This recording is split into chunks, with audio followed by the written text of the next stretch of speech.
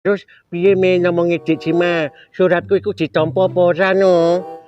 Wis tenang bae sampean, Mbah. Nek inyong sing nangani wong ahli sing paling ahli, ora mung diterima surate sampean, tapi langsung ana balesane. Alhamdulillah, tenanan tuh iku men.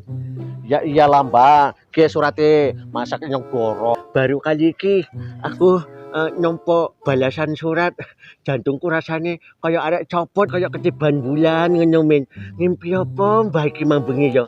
Ora sia-sia kowe ngeki saran kae ya men. Ya jelas Mbah, Parmen iki dudu kaleng-kaleng, wong ahli sih paling ahli. Nek urusan percintaan Mbak Kacu karo Nek Dima ya durung sepira. Sampean ngerti anake Anang Hermansyah si Aurel? Anang Hermansyah sing artis kae to men? Iya. Lah kenyang apa rupane men? Si Aurel kuwe rabi karo Atta Halilintar, ya mak comblange ingong.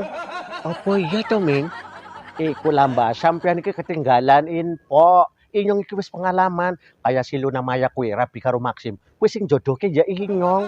Wah wah wah wah, hebat kowe ya men. Sak kelas artis pun mbok tangani ya.